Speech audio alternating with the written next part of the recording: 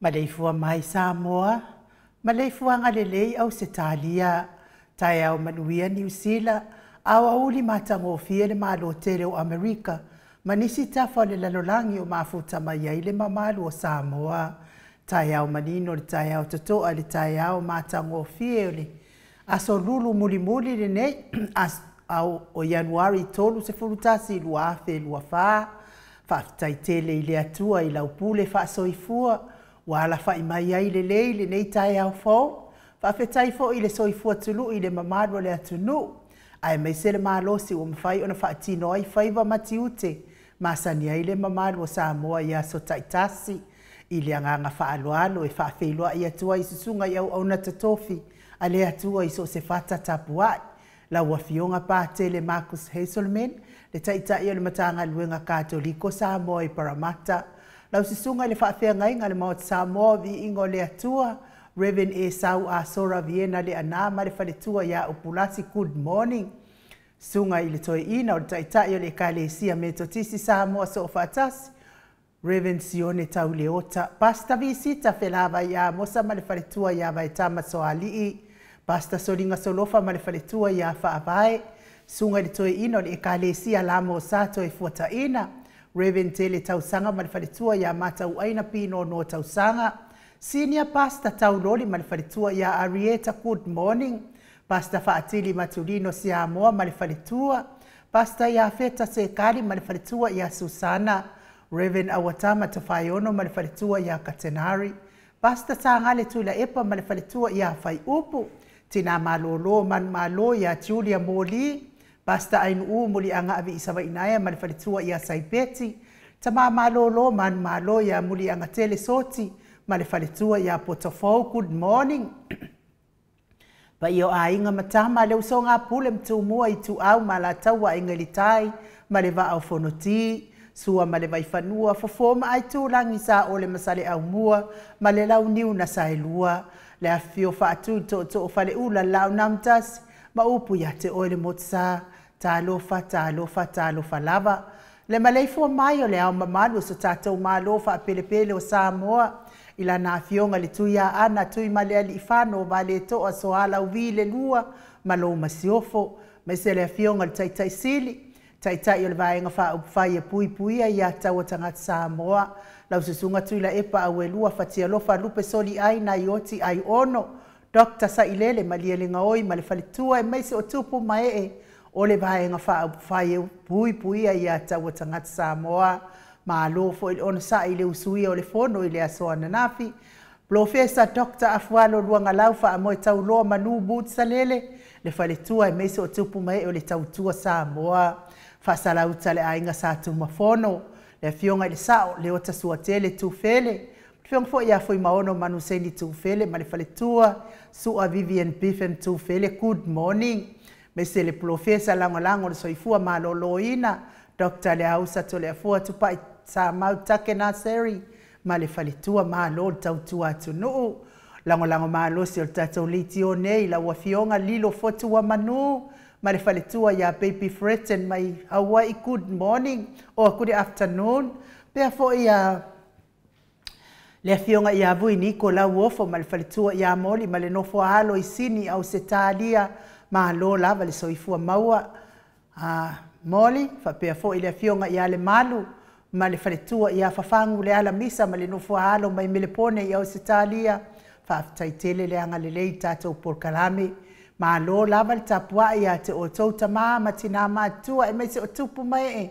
o le porkalame nei tu la epa fai ai ma le faletua ia maunga mu good morning se umanu matamua ma fa alia ma le tausi ia sinta ia e fa fonga mai lo fatele atu tatou porkalame mo oe ia tauie na ngale leile atua maua pea le whaasolo mai lo malosi. Alofi po le patu ma Vienna good morning.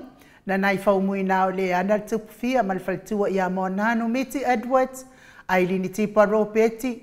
Pea fo i telesia se kolasi tikatoo ma lo lava tatalo telesia. Ao lele matapula se uma lo fereti funga. Aso vale whaalava au tio inu ese Paula Pangs. Selina Aling Nahil, Elisabetta Maslin, good morning Maria Akiao, Sinalei Burton Tuala Maria Playclock, Pepe Sitia Epa ngalua fisau foi ese tata mala, maluroto matangi viri, lawano tupa ita ala fa taitele lava ya te oto tina matua ile to lango malosi le fionga taita isili ia e meise lava le vaenga fai puipuia ia tau tangata Samoa e ala le tau tatalo ma lol tatalo fa taifo ile anga le tatou porkalame nei va sili ifiti fulisia inu etele ili fa so tauma mata good morning nga fopula salwa tele mos ma le tau si ia Susana manuia le ne yaso e meise tamamatua ia tapua ile fauma pepa good morning susunga ia to alima pope mane no fualo ma lor so ifua manuia to alima sunga ia felice tautolo ma le falitua lau fili a morana fa ingafa ma le falitua fa manuia le atua pisnisi felice pe fo i papoli Paulo Ioane ma le tausi moi malo Tanielu Tito malua timu fale tangoa i Forani Swan ma fea o taito pupu i fatu Elia tau ili ma Filipina good morning Filipina le musu ngā uta Brown Matina, fionga ia lolo mataua ma pauli ului, whapea fo i whalitua ia ngāfo se fulu, ma loa lava le soifua maua ngāfo, pali i tele muangutu ti a puna olo tango ma le whanatua, whanaea upore wawaua i ima wha amalu, good morning wha amalu, mati malanga o maa, se iuli ali i lango, ma lor tapua ima mao mai a te orta mamatua se iuli ali fatia lo fa po vi se iuli fale ul ama le fale tua ia se iuli fale ula fatia lo fa good morning na matua ia sai pele kome ma ano fale tuala tau uma le lua ale sio muripola silia la e o kene ma le lovi purchase good morning mata utia sa ngala a peru se asom Celestina tu au pepe Josefa se tema mkoleti sione haitang mas Eloisa Samoa Tau e tia tafua sua maroini, good morning, RJS. Stevie Upati, Ross Tuilio Tufunga, Mai Tobi Filemoni, Manifaletua King, Solomona, V.T. Smith, Taufa Iula Me King, Ideo Pepe, Lome, Tupai Yole Vailingi Maumoana, Numale Tausi Marina, good morning Tupai, Tangalua Tase Samatai, Miriama, Falana Ipupani Pasafa Apoi, Manifaletua, Taufinga Fui Maono, Matayen, good morning Tayen, Tupai Fa Salafa, Tapua Ikuka, Litausi Male Aingali, Tio Safa Tonu Niumata, Mau Salafa, Manuangal Wengal Neitai Mau. Atalina Patiole Stawa, Heni Autanga Baia, Toa Matayo, Ono Saitu Fanatu, Eti Maulalo, Praises Langi Ayang, Critel Matangi, Jacinta Vitaliano, Toitu Simati, Fuala Aumanao, Famanuia Leatua Yate Oto, Tina Feololom, Tina Naiti, Tato Maftanga, Malo Fo Ile, Lango Malo Sisi, Toina ya Papa Stui Malvaenga, Petronia Salele, good morning. Beni Kuba Manita Siliva Lewi, Imapeta Salue Fina Umoni. Mesele Fionga Yamulipola Mose Maria Ulai. Fono Imoana Langa Aya Pelisauma, good morning. Sunga ya Kolisi Leota Malifaletua Manuia Leaso. Tosuru Ngata Mati Elivema Faumu. Lucy Pautalo Se Walunga Maliumai. Lucy Poa Maila Fionga Pele. Tawa Fesili Amitua Nai Malisi. Na mula ulu e Sarah liu fau matiu malu malaya. Peretiso moe vau, good morning. Fale alio tu mua vili anau, ma lo laval soifua maua. Le vave ma Monica Pale Smith. Waina afu vai fa avava vau, afa Malau Brown. Sunga ya vaya ma Janet Langsui. Fa naya tia savalinga malifaletua, good morning. Amata fai avito Yosefo malifaletua, ma futa mai Nusila. Mota sa ngalito tu ma Anastasia. Tupuola anau Berenice Malifaletua, Fanua Fo Maulalo, Turo Maulalo, Poa Maile. Ni taiao, Pitone Poa Mailo, Soifua Matua, La Uluna Ilvao Tele Wepi, Tausi Yasita, Befo Ile. Fionga ya tui fasina Perkin Taubao Hido Piwiva, Ma Lo Lava, Soifua Manuia, Te Olifaletua, Ma Puni Taubao, Lofi Posia Moape, Lua Marosita, good morning. Matafeo Ramota Hilton, good morning. Ya mesa fo ile fionga ya sua. Benitito malifaletua ya laine leata tipi ma lolta pwa ya te olua matua. Faumuina po wesi tangi lima matania. Ulungia vailuanga se upule ma lor soifua maua. Ni umarikau me valo ia pasui murivai maletausi. Mesfo ivala i Felice Yoane male ainga. Kalesia kakoliko i Ruti Hill. Ma lo laval tapwai. Lau fetalainga lio bodi tufunga malitausi ya natia manuia ngaluenga le neitai ao. Liuliunga tato fali taulangi ropeti stua tole forma lo minga. Onofia na uma manaya malefionga ya sula daisi malenofua alo. Mesele fionga lisao ya tau manupepe sopo tafia mali itonga tuki. Malefalitua ya peka paka tonga tuki maanor soifua maua. Ya fatalo fatu le nganga faalo sa mau le tinga ngayono solita mali itimani sa mau le tausi male aingali ma lor soifua manuia le ne ya sa mau pe lunga le matou apio folinga fa taya Ivy Levy ya mua mai lava na fa feilo ai mai ya manuia fo ine yaso me se le fionga ya ngafo le falitua ya ngafo ma lo lava malanga manuia ma lo fo soifua mau le taya fo ngafo sfulu. Pea fo isina lei Burton, ia good morning. Taini mafuta mao Michael Eskeke. Ia fa pea fo ia Willie Smith. Ma lo fa aftai Willie, fa aftai tusi mai. Ma lo lava le soifua maua. Fo nga el. Vai mai nuu fa aftai. Ia fa manuia fo ile atua ilo waso. Ma puni tau vau good morning or good afternoon. Ma lo le soifua manuia mafuta mai. Le stete malosi fa pe fo ile matua malaya ma lo fa aftai lau sunga se yuli ia fa manuia le atua ne yaso yo na fo fai sa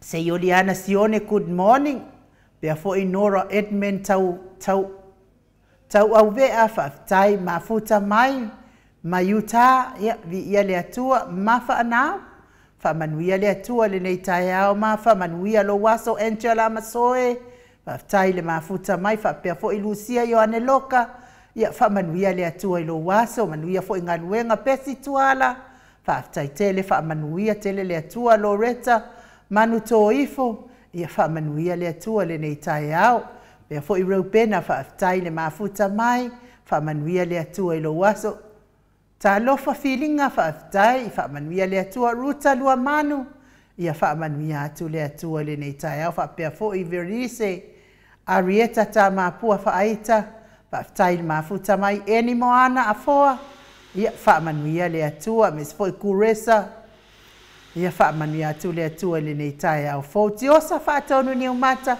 ia malo lava ni moe umi, moe umi ngai sa ue ua alua i lalo, ia malo lava le soifua maua, pea me fo i a se mesi sa busa, ia whaafitai mafuta mai whaamanuia lo waso Andra Lee, whaafitai mafuta mai whaamanuia atu le atua, ne yaso i ona fuafuanga whai.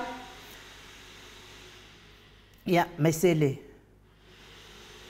Ngā luenga mareko, whaafitai ngā luenga, ia whaamanuia lo waso, pea fo i le uso ia moana e ke loma mafuta mai i Alaska, whaamanuia atu le atua, and my best, Georgia Leao, whaafitai tele, pea fo i a Filomena Yosefo, ia tā lofa lava, whaamanuia le atua i lo waso, Olis Tawa, ia manuia lava lo waso, whaamanuia le atua, whaapena fo i a Mike Timaloa, whaamanuia le atua, Manu Samoa,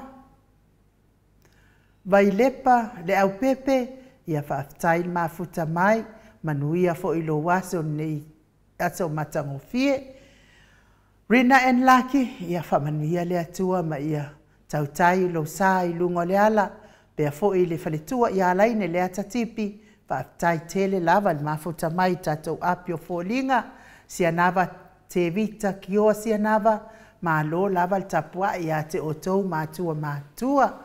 Ia, i le ai lava se tapua inga e unua ma se tala fia, se tala manu malo, le ia se kapua inga e whaia inga, ngau kapua inga malo ale, tapua i aile, maenga, ia le tatou au tapua ia le blue team, ia whaamanuia lava le atua ia te otou tapuai, fia lava fo i whaalongolongo atu i na ia tatou whaipule, ia loto toa ma loto malosi, langolango ina le amio tonu, ma tautalangia le amio tonu, i ta tonu o le maotafono vi ia le atua, ia ngari ki kifa lava o si vaenga lai whainga whaipule o le HRPP, a mese le fionga le taitaisili, ia ma le whetalainga ia la uofo le fionga le whaipule, ia la uofo, ia vi ia le atua whaftai i whinangalo le lei, ia papenana, taita ina i fo i mausui ai le fono usu a le atunuu, ia a o whaafonga le mamalo o Samoa,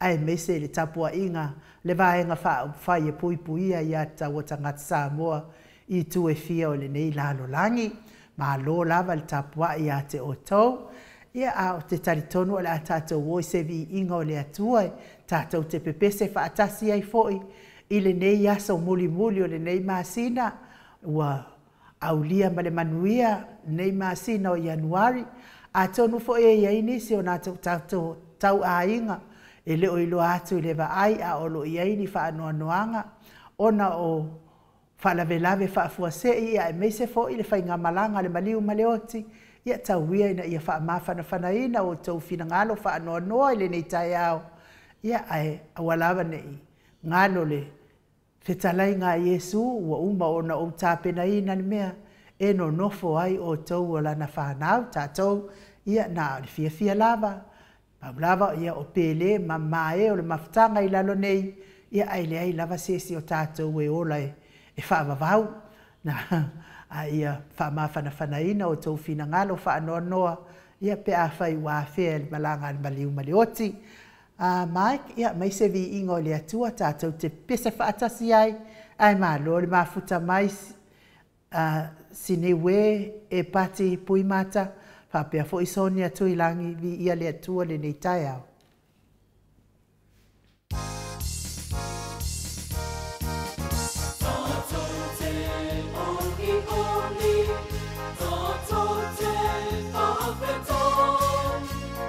Yesu le ke riso le ona e ona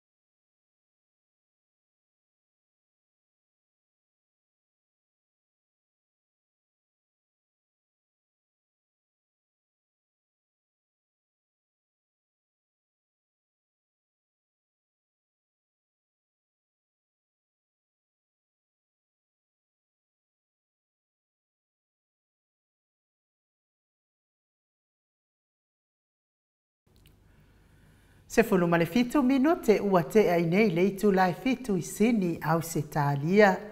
Ia malo lava le mafuta mai vi ingo le atua le nei tai au.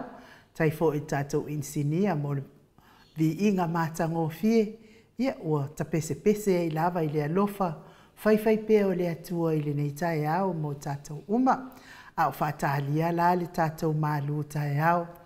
Ia o le abanoa le leifo I nei e asiasi atuai mo I latou malava o e o loo whaata otolia I ngase o tino. Fea lava o e mafuta mai ai au whaata otolia I ngase o tino. Ia I fia lava po kalamenei el Mount Samoa vi inga o le atua. Tata atu se musika mo o tou. Ia e tatou te pese whaatasi ai foi. Matu atu I le atua mawhatiango le tino. O loo whianga I ma o tou. E o tele I saulai le tātou por kalame nei tai au. Sa o whaitau le tala le nei tai au. I se tasi fo I o whetalai ngā Iesu. I nana tusipa ia.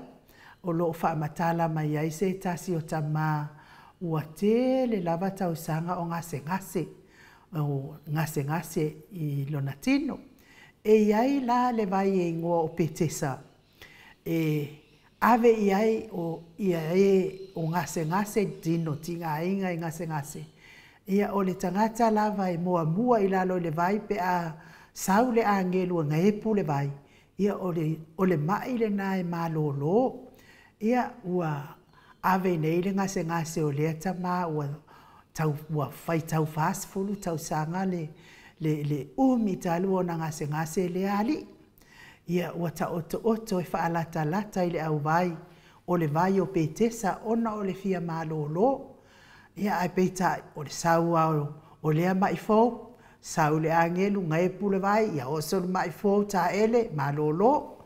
Sau lea ia o lea aso.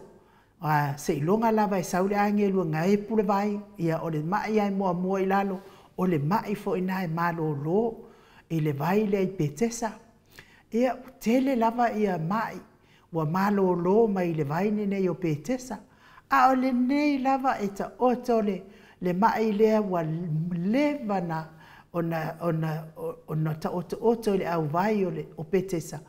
Ia ai e kuai le alo le mai e te tonu o le vai pe anga epu le vai. Ia e peita ia ne e tumu le mai le whaatua I le atua. Na o lava nasi mai le angelu whaapea loa leo le tala le mai. Ua o fia malolo, ua o fia alu le taelenga. Ai o le whaalave. Ia ele eise sina te tuu ina ifoa au ilalo. Ia wasila fia ele atua le loto whaatua o le nei ali I ngase. Ia o lea na wha malolo I loa ele atua ma whaapea atu Iesu. Ia ale ia ina alu ia oe malo moenga I lo fale. Ua e malolo I lo whaatua. Ia o le tala le nana o whaitau ai I le vai lea e ngō o petesa. ma whaamālōlonga Iesu e whaia i le vai lea. Lea la wa umanatua i fo i nei tae ao mo i lātou lava o e olo o mawhatia i ngase o le tino. I le tau mia i pēa i le whalaefu ma le apurpurusia o tau whanga. I to tonu o maota ngase, i to tonu o lawa ma maota, mai se fo i le maota o lo tausi e le soifua o le mamalu, soifua matua o le mamalu o le atunu.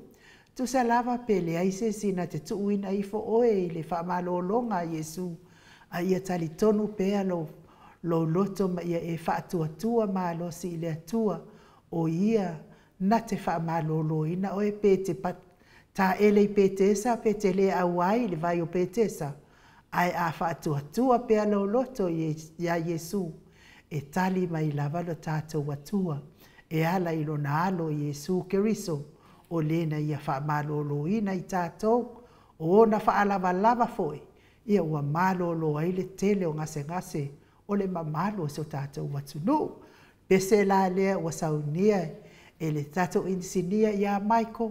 E mo moli atu ai o mātou alofa anga i tamā, tina, o uso o tua ngane meise o nai whanau pele, mai se lava i le tina matua ia seu mālo fere tifunga, le tausi ia Sinta, seu manu matamua whaalia e lofa tele atu ia o Sinta, whapea fo i le fionga ia whaumuina, le alali au waa, ia male whaletua ia laine le atatipi, male mamalu o tātou Paul Kalame, o paanga por kalame nei o mawhatia i ngase o le tino ai le mau o tau suafa, tātou whatua whaatasi i le atua, a le pese le amo o tau.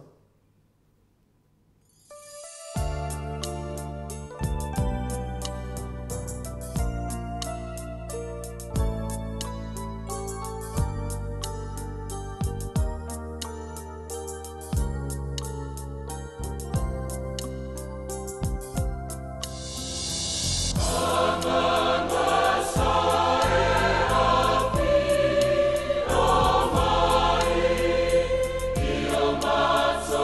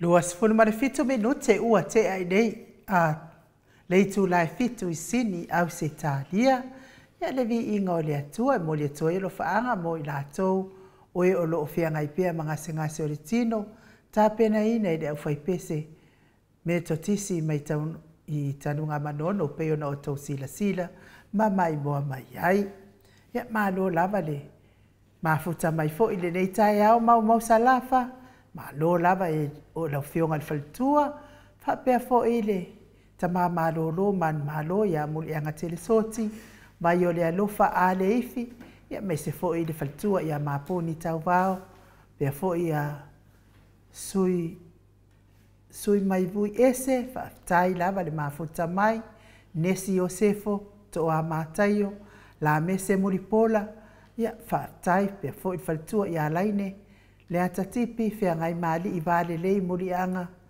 sua foa mo ke sita loto mau Marcelino ai ono Elisabetta Maslin ia tai te o tau lea fatu a matau mafuta mai lunga o le tatou wala ata nei ia mo I latou uma e alalam papa au I sini au se talia nei ia po fea foe po Melbourne po o lunga I Queensland ia tau sila mai le tele o aulo ia e tau atu I lo ua ia a fai o le tatou lata fo I wa fai unga leo nei masina to e lua fo I vai aso ia tatou o fo I le Valentine's Day ia po le aso le valu tino ta ua e sumeo le valu tino ia a fai lai te fia manao I se aulo e fai mea lo fai se ua pele ia te oe ia mala au mai le numero le o fa tasiono lima fa fitu o tasilima o fa tasiono lima fa fitu o tasilima ia ono o ta watu leo le link e te anga ia I le fare o loa lea ia e oka mai ai au aulo e fa ila solo I fo ilo tino mo le nei fo I taimi ma le nei fo I vai tau o le Valentine's Day la tatou anga iai ia me se fo I tatou ia sinko ia e o kai o ia o e aulo e fa ila ia o ia e wa fo ilai a fa moe fo ilai e sause si mai wa ke e mai so olo pe mai so falos ia e o kai o ia pe nga fo ia ma kwai fai ala o ka kolu o filifili de ko sila mai ai lua aulo lima ia o mo ka linga fai ia o ia la o e te wala au mai la I se tau ngo fie te fia iai ma fe tau I le lei mo oe wai e ele se o filifili le langa ko ke le loa mai fitu se lau lima se fulu anga le kasi lava au tamala ia le o maua nei kama kukua lava I se tau ngo fie fitaui fe kau fo I makaika wai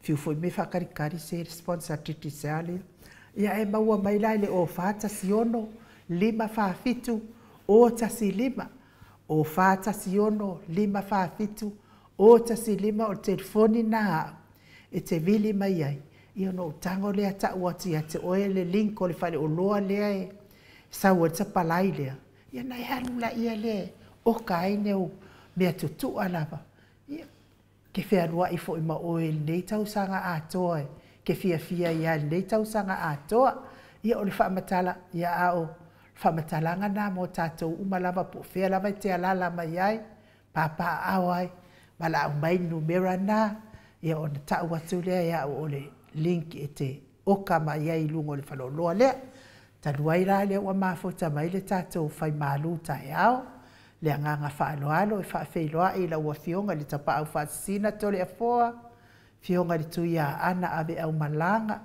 le tama whaasau a le tu malo o le na tuina atu iai ao le tonu mai pea whaululungo le ainga malosi vai ane fo I lau whetalainga la ulu o le taulau niu ia ao le presidente o le Ekalesia Katoliko sa moe ruti hion malo soifua maua tole a foa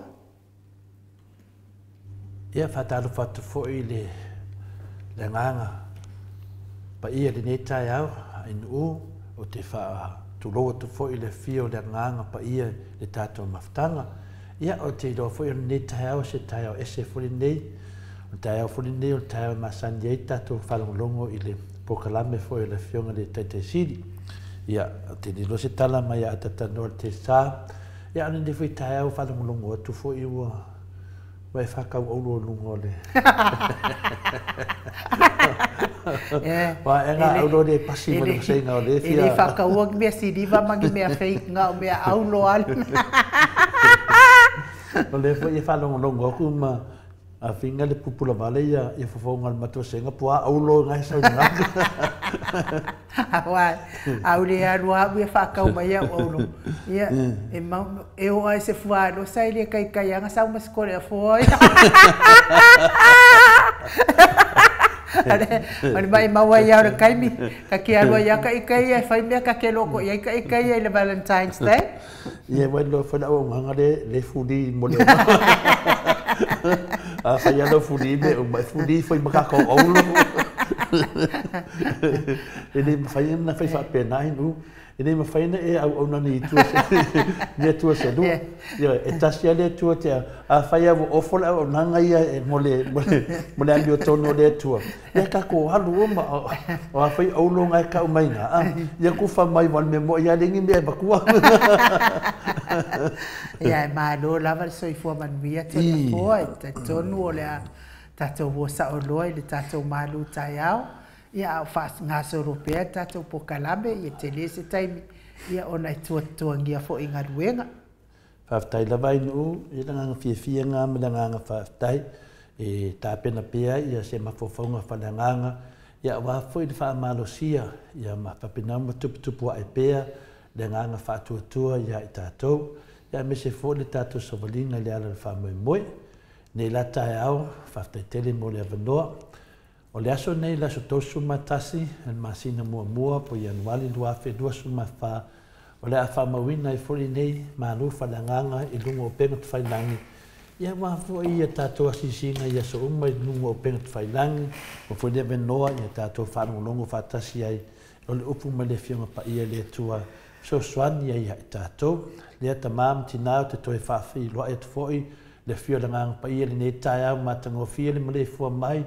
Le soifua maua ma le langi maina, ia te o tau le alofa tu noa ma le manuia ma le atua lo tātou tamā, a toa ma le li o isi kriso lo tātou walii, ma lo tātou whaola. O le tātou tusi whaitahaula ni tae au mo maile tusi o Deuteronome e se fulu alona whaiupa suma lua, whangata mai le whaiupa suma wha, whamamole ainu u, ben whaina whonga ina. O le nei i sara e lue, se ase mea e fina ngalo ia i lea li ilo watua ia te oe. Na ona ia e matau i lea li ilo watua. Ina ia e savali i o nala umalawa. Ma ia e alo fatu ia te ia. Ma ia e au na i lea li ilo watua ma lo loto a toa. Ma lo wanganga a toa. Ina ia e tau siusi i poloa i ngā lea li i maana tu la fono. O te whai atua ia te oe lea so nei. Ina ia manui ai oe, whaauta, o i lea li ilo watua le langi ma le langi o langi. O le lalo langi foi, ma mea uma lava o iai. Whamole inu, se toi whonga mai le whaipa suma lua whamamole. O le nei, i sara e lue, se asa mea fina ngalo iai lea li ilo watua ia te oe. Na ona ia e matau i lea li ilo watua, ina ia e savali i o nala uma lava. Ma ia e alo fatu ia te ia, ma ia e au na ilea li ilo watua, ma lo loto atoa, ma lo wanganga atoa. Ia whamanuia le tua le whongaina o lana upu le nei tae au. O le upu le nā le li. O le tato tus whaitau te le lava se a o ngalo o mai ai. Ia i tātou ma se whamanatu foi. Whamalosia e pe tātou le tātou sabalinga. O se manatu, po se manatu au, e au manongi ai le tātou whaasoani ne tai au. Aua le fefe. Ai o lo whape mai foi, fefe o le alo na winga. Fa mai aua le fefe. Ia e sa titu ia e matau le atua. E lua lato i ngā fefe ia la tato tana noa ai. Aua le fefe e koe whapea mai fefe. Longo winga o tātou un tangata whaatua tele. Ina wao mai le nei tau soifuanga. Wa vea i tātou o ni tangata fefefe. O le alo na winga. Whai mai la fionga pa ia le atua ni nei tai au. Aua e te fefe a wā o te ia te oe. Ai wa whaapea mai foi le tusi pa ia. Ia matatau ia Iova. A whai e whaapea mai la fionga le atua. Aua le fefe. Ai alo whaapea mai foi fefe o le alo na winga. O fefe la ia e te tau lavanga tātou manino le le iai. I le tā ua o fefe ia e lua. O le fefe aua e te fefe. Ai whaapea maritus pa ia e matau ia Iova. Nongo winga ia e whaaloalo i le atua. A le whawhai maritus pa ia aua e te fefe. E lua lai tu ngā fefe lea o le a tātou whaasoa iai. O le fefe mua o ro whaalia ai o ula ngona fefe ma le popole. A le fefe lo na lua o ro whaalia ai lo whaaloalo ma lo mi ngā o loto ma lo matau. Ua walawina i tātou e le fionga pa ia le atua ni nei te au i mata tau i le atua. Tātou te le whaavai i ona luma e peio se paunga tā ua whaoa le sautonga e se pule sa wā. O le toi ngā whewhene na o lea whaamanino ma whaamalosia iai tātou ni teimi nei. Peia me le tupu ia le fionga le tete Silia Dr. Tule Epa ma le fionga le hero ia Larry Pule. E fiu e whaafefe, e matatau lawa i le tua. Ioe, o le fefe le nā lo tau whamanino i ai tātou. O le savani le amiotono le tua, i e matau i le tua. O le tātou matatau i le tua, o le awala lea tātou te whiutanga i ai ma le tua. I le whaaloalo, ma le whaatuatua, ai o se mi ngao tātou te wa ai ai le mamalu ma le paia ma le mana o le atua si ese. Ese le mana ia o le tue ngā fefe lea. Fefe lea lo whamanatu mai tātou o le matau i le atua. O le awala lea e tātou te whiutanga ai ai ma le atua. I le whaaloalo ma le whaatuatua.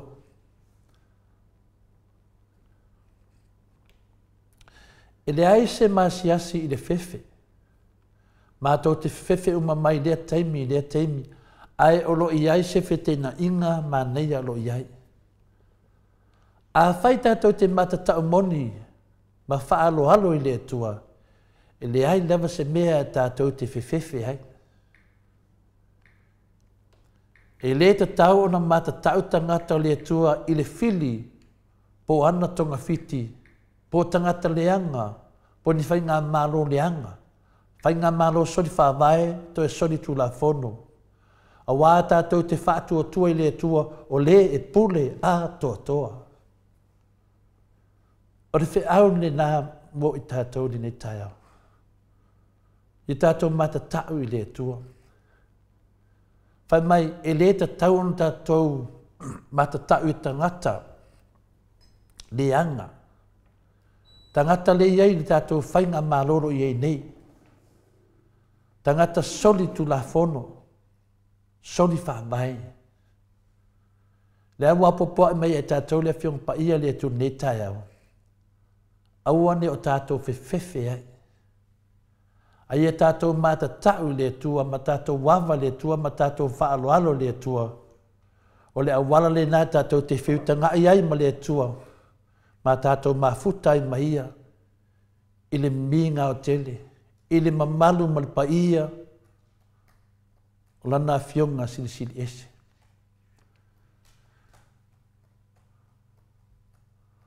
O le mea le wafai mai ele fionga paia le tonitea.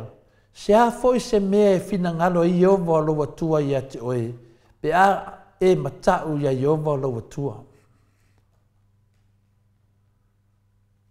Se a se mea e fina ngalo ai i ovo alo watua i ate oe.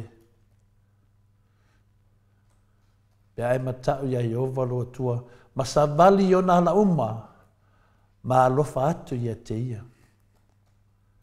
I le tato tusi fai tauli na. O lo maua mai ele tali. Auane o tātou fefefe le ti apolo. Ai a tātou mata tau le atua. A mai sao ai nāne manenenga le atua. Se a foi se mea e fina ngalo ai au valo atua i ate oe. Pe ae matau i ate ia, ma sa vali o nā la uma, ma alofa atu i ate ia. O le fefe e mawhai o na whawaiwai ai tātou, ma tāwhi ai tātou ma le whaatinoina o le whaatua i le tua. E te fefe loa. Whawaiwai aloi tātou, i le tātou whaatua i le tua, ma le tātou samalinga o roi ai nei. Tātou samavali i le ala o le whaamoe moe. Nonga winga le aia ma se fefe o ia tātou. O le tātou matatau le tua, o leo tātou mafuta ma le tua. I lona pa ia ma lona mamalu. Tātou wheutangai ma le tua, hele te talo. O fefe la ia e lua i a tātou manino ai, o la ngona. O le popole ma le fefe e pei a tu lou lava. Pei a lou whawhanga inga o sitamai. Manu fe ai vinga i porteika, kusa ki whawhanga kua o pepe, kusa laua e whawhanga lava se i o lava i nau. Ke le mailo na tino mamadosi. Ia nau tātou e doan me tupu. E umato e pingi o e tamana. Whapenana le fefe le ai. A e alu lai koe ngā fefe na. E moifo le haka o koe si linga i nunga oe. O le tele nā o tātou. O lo whawhanga ina i lātou. Nea rau tātou wa ai mele wa tupu te tonu o le tātou palemene. Wa whawhanga nei tangata. A wa e moifo latu wa tupu. E alofa ti Apolo i se keusiano e mata. A wā e mawhai e le fefe o na tawhiesea le whātua. Ai a mana tua o le whātua e mawhai o na ave e sea e le fefe. Manino le mei e lua. Le alofa le ti Apolo le keusiano mata. Por keusiano fefe. E alofa ti Apolo. A wā e mawhai e le fefe o na tawhi e sea le whātua o le tangata. Leo tātou wa ai mea tau whaafefe lo sau nei, tono le tātou whainga mālo. A e te mana tua foi, o lo whātua e mawhai e na mea sea le fefe. Wā umane mea whaafefe i tātou. Na o lea tua lava tātou te whewhewe ai. Au nei tangata tau whaafefe, le tu lai mai e tātou whainga mālo, so te whaamai so le tulafono. Awane o tātou whewhewe ai. Awane o tātou whewhewe ai, i mea o lātou whaia, wa lātou solinga, whātāsina le tātou mālo, i lunga o penga ta whailanga. Leo tātou whalongolongo ai, folofolanga, ma mea umalo o folofola mai. Tātou o tangata o le tua, o le tātou whamanatu na netai au. Awoni o tātou whiwhiwhi hai. Ai a tātou mata tau I le atua. Ia, o le tātou mālu whareanganga le nā ne tāo ta māma tina mātua wā fwoi tātou tāpenanga nei aso, me se fwoi tāpenanga mō le marang sā. Ia, manuia lava le nei aso, whaftai tele lava inu mo le vanua, mo le fwoi se upu mo le fionga pa ia le atua, ia tātou te merkasi whaatasi e me le atua le nei tāo, manuia le nei aso, whaftai lava. Malo whaftai lau fionga le tapa au whaasina to le afoa mo le malu tai au, nei tai au. Ia wafo I le wha loto te leina, ma le wha tup te leina ai, o le wha atua atua, tātou au wha fonga, ia au wha longo mai fo I nei tātou mtālu.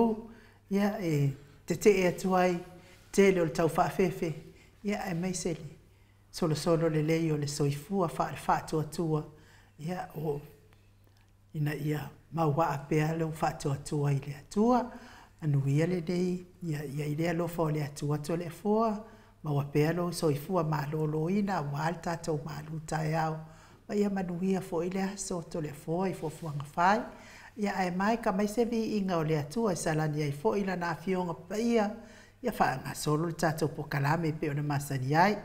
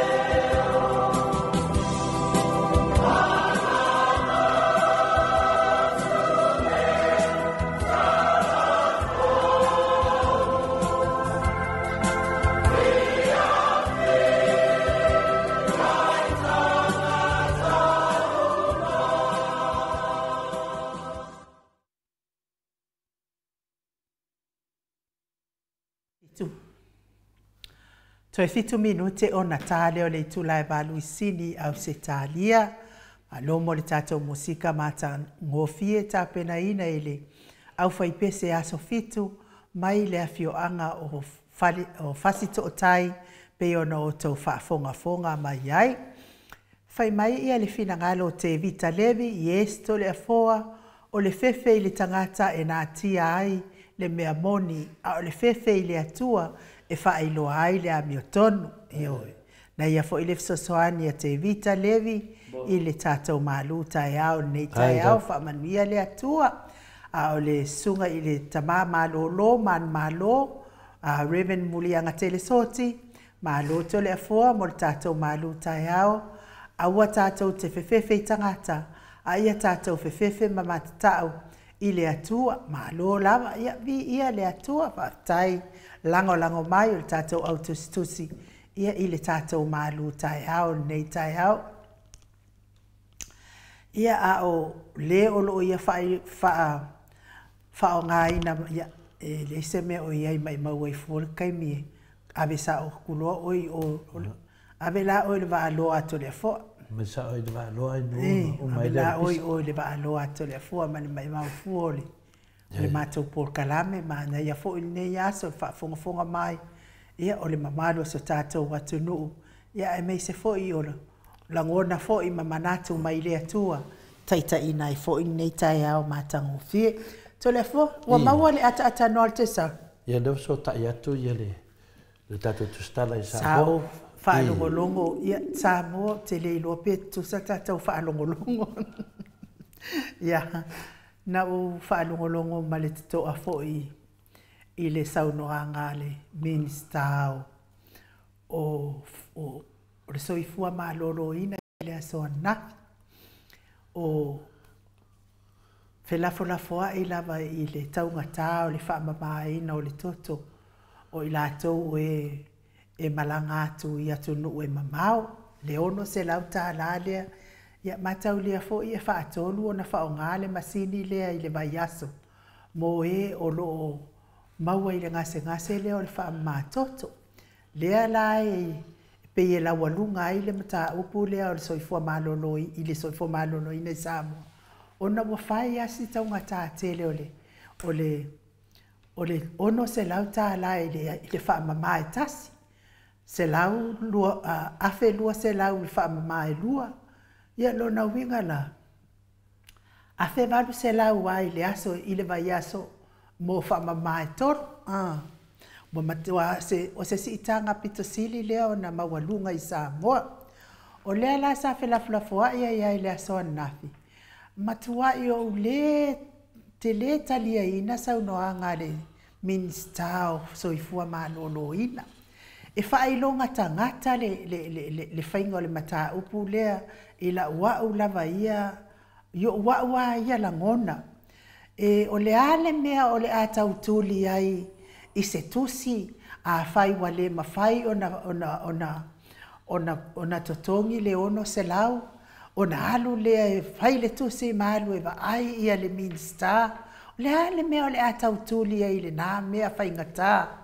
na mea o ai la e fa mama ia lona e fa mama lona toto i se tautau ngofie a o ai e fa mama lona toto i le tautau ngata o la ua ona ia i loi pe fo ona fai mai le fina ngalo o le la oksi le fia mali toa sa alwa tu fo se tasi o tina wa taunga tele wa mana o mia se fe sosoat ia artinale artina mai le pafa mai wa fiwa su e ia la to fai pule e le ilo ai le ki ngal me o le fai pule le la to fai pule le me se nga o fa matalanga e tu ua ilalo le se nga o fa makalanga pepelo a me e fai mai la aulia nga ke le fai ngi kala le lei ia ona tusi le ola na tusi alo martinale e ave le minsta se vai lai le tele o feuia inga le fai le mamano le atunu tusi i fea alo e kausu ele minsta a me le tu ai i se mea e tutusa umai tangata Samoa uma o e malanga atu i atunu i fafo po o ai e malanga atu i atunu i fafo a fai o le tau lua se lau tāla i le whaamama, A me le tu o i se tawe, e le lei ma pāleni ma whetaui mo tangata uma. Ia, a whaila e tusi malu e su e le minista, i sana wha mama avenga, ia o ai e tali iai, a o ai e le tali iai. A o le ale, o le mea o lo ua uia langona, se o le makua whailonga tangata o lea whainga malo. O le matua whailonga tangata o le minista lea mana fuafuanga e whai. E ta ilo ia o tau Samoa, ne tau whaafunga mai pesa o au. A o lo ua uia manatu. A whai ua tele ni tangata ua sulu whai atu, ona o le tau ngata o le wha mamale ua iai nei. A mea e le to e liu i loa le tau wha, ma tu i lalo e se tau e tau ngofie ma ngafatia uma i tangata uma.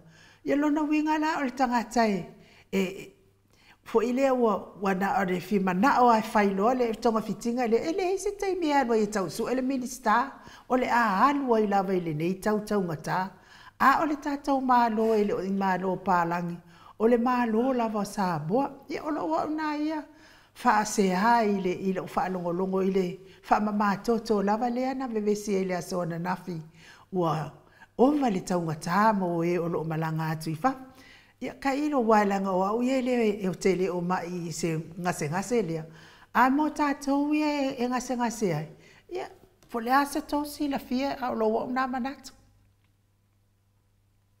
o le matua whailonga tangata lava o lea whainga malo se o le mea lava lea ele e tula epa ma le whainga malo le HRPP e tutusa uma tangata uma pe maua saumea pe lea i saumea e tutusa uma tangata uma i le vaai le fionga i le pale mia sa tula i mai mo tausanga i tele mo Samoa. Ia a o lea fo i pale mia le tamaita i pale mia o lo i nei. Se i tau avatu se fautuanga ua taungata tele. Fatusa tusa e fo i a ia le se i mai so o mai atunu i fafo. Mahalu ai se le ni le atunu. Se ala le mea le aiso na fina ngalo le e whaapea ia. Ai fu se ngona i la tangata mata ita le tate si ima i atu i atunu i fafu. Le mea sili whaafetai o le totongi la le malota la tasi i ngā mai. Ia o mātou ia o atu i fafu ne le totongi ni malo. E kokongi la tangata i wha mai nolo na totong. Ai se ala wa wale ai se fina ngalo alofa o tamaita i pale mia. Se i tau avatu se tu umumusu mas tu alalo i lana minista se i tau tu uifo i lalo le tau o le wha mai no le toto lea. To le fo? Malo, o te doa. Ia e sa o malawa ia mei e te sau noa inu i te whaafonga anga fo de atunu. Ai eilan mele o te iloa i ne melea inu. Ne melea na whamatala mai whina le fionga le limista lea, whina leo valasi. Whapea mai ai se mea. Ai se mea matolia leo whina watu nei al to te leo whina leo whaipule. Ia ma whautuanga whai to te le whai o lato uma wa kaunga ka kere. Se si e te fwoi se laupa senge si he lunga leongo se laupa senge. Pe kau kuku mai lalo. Sa tele a mea na whela whalafua ia le. Sa tele a mea na whela whalafua ia le mauta i tusa le tau lewa i sau noa inu. A mane tele lo sau noanga. O le mane tele le lo whanongongo atu lo sau noanga. Ia peo nā leo pea leo mo mea tata noa te sa. Ta lo whaata ata noa te sa? Ia whapena foi ono whatalu whatu nei vaenga o le tua o le tai au i lua fionga pele.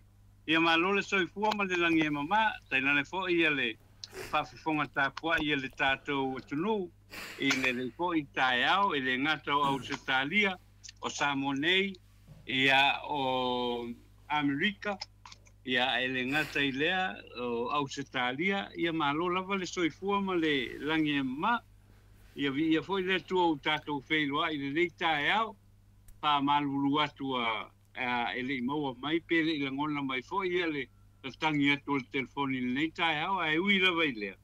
I ele lo fa le tu o tātou wheloa i le fia ma le langi e mama pa pena fo i le tātou atunu o lo fa fonga ma tāpua mai ia I runga o penga te whailangi, ia o whapena ia leitio, whalongolongo, I le nei tae au, ia vi ia le rofa mananga le o le tua, whaftai le tua ia lo manuia fo, ia lua fionga I le nei tae au, ia whapena fo ia le tāpua inga, ma lo le soifua I le nei tae au, Ia. o le kua manu, Tātou tau whai whamalo I le alofa o le atua, le nei tai au fōu, ata no al te sā. Ia o le mea ia na ona sanga whamalo atu lava, ai le o sanga whaatalo whatu lava, ai le o Yeso wata o maua mai. Ia mea na ana ia ai malo lava fōu I le soifua maua male. Fō lawilangi mā, ia ao le I watu la le mta upu o le na whaatala noa ina I lungo le pōkalame nei. Ai mamua fo I ona whaamalo atu ia suenga, polo ie a whamasanga, whaaftai lava le mafuta mai, whaaftai fo I mo lo fia le tātou pokalame. Ia a o suenga, polo ie a whamasanga, ia olo mafuta mai vaipu ai sa lenga I sa vai. Ia whaamanuia le atua nei aso, suenga polo ie a whamasanga, o ke fia kele e whaitau ia lātou o mai se mātou whaitu sa lenga wau. O afo yo o raka grandmother o salinga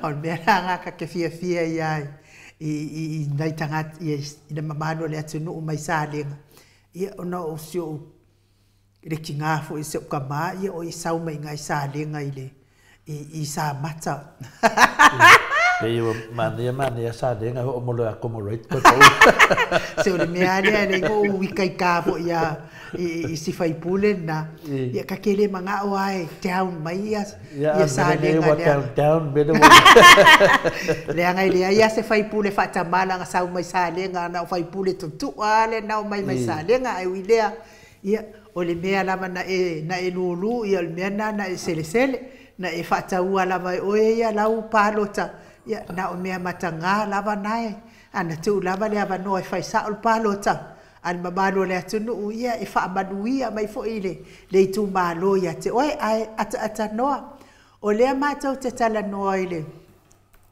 ua fai ua o le fia lava I whanongolongo I le fina ngalo o le minisitao o soifua malo lo ina I le asoa nafi I le mata upu lava le I le taunga tau le soifua o le whamamaino le toto le ua ono se lauta la matou ia malangati fafo ia ai sauai ia o le ala e avatu ia tu walalo ale maota I faipule al vaenga o HWP ai amaina na saunoanga whaapea e iai lava le awala e fai ai e foi le whaapea e watu e va ai ia o na mai ai leo se whaamama avenga io le foi na fai mai le si faipule le si minsitale o la oti fia mali toa ia e watu foi le na al watu tina ia tango faila na tusi Raunu malitina ya no ave o ile minisita ia te aula ata noa o le ale me ale aui ai le tele o nei mawawala ai le tu ulo ilalo le tau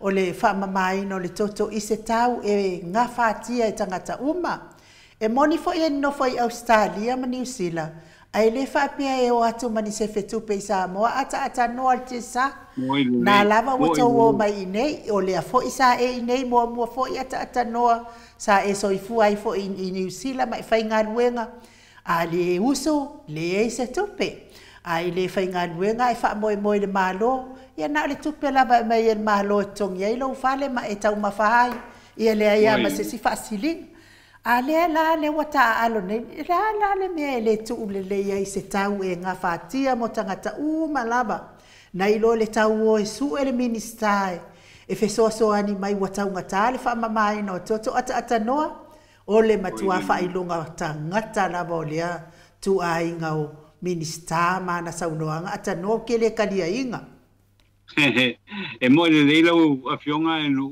a wa le me moia o le me piu sue pe o ila la ko ngia ka vale o sue le vai ka le pe ampa pe o ko me le kusi e pe lo manga fa matalanga io na o ila usau no nga ai no wa ka wa le fionga le minista ona fai le tonu o le mele pe fala ikiki ka io pe fala ikiki ka o le a fo o le treatment le ole mea moni aia. E le fai ngofi. E le fai ngofi e le mele o lo mana o ai le fionga le ni minsta. E sa tawala le fionga le ni minsta. Ia pe fiso so ni foi fa fa so tai ni usila. Wale la mai tangata ye nei, fai fa mo mole. Pe ma fai anga mai mangi ma tanga ia. Tanga ia mai e kuiele popo. E o mai mai o se me fa pena voi lele e fa ma ia le tutongi. Awananga a ongo se lauka la. Ole makwa ke le la na tupe. O la ia la fa mo o le fionga de minsta. E saua o e samo. E sauma mai eu sau kupe fai lauka. Ole longo winga. Ole me lau te tiro ia i lau fionga nu. Ole me foi lele ole. Ole makwale ai masa tupe mai masi ainga le fata le tu ni nai tamiti le faka le ku ni makwale ai masa me lo ko ma fo ni melnga awa si dia kwale ola e si le ia man si lo man ngo fo si la unge ko sa awa melnga pe o folinga mai o le melnga le mana na wai teimi ole le sa mana na o le me foi le o mai pa loka mai Samoa fa pela ngo mai pa loka mai Samoa le o mai kwa le ia mase me o saunia po sauni le malo Samoa e provide la ia tanga le fa mama toto o le mela le tau ia le fufuanga le fai e kakawa o nga a lofa le tato o tunu a tau ana lofa le tato o tunu e le alu foi fa pe mai o ke le foi pe walu i ngai ka ngaka o Samoa leo mai fa le tala fia ngai na be fau e sau noa la wa fionga le ata noa te sa na sa ngia mai ai sau noa ngal minsta e loa e le lava tupe e te sau mau e fa mai lo tuto sili lo nofo se vai e sau noa ngai le ai se alofa o lai fia mafuta tu le tangata po so na uso ua maliu po so na tua fafine ua maliu pe ai se mafua anga e tatawa i lava i tangata leo wa ila wa u i lo telefona ata fia a tatanoa ata mai va pe ka ke le fia alu ai ala lava na alu e ai se mafua anga e le ona alu ata tatanoa ai mana ia fo ila le fina ngalo o taisisi amen le fa pe mai ai nu mo fa ko singa na wa amata alu atu tangata malana tusi e fast ia watalia ai HRPP ia ongosa i kokongi pea la uono se lauta ala ia o te taritonu e sa o le taisisi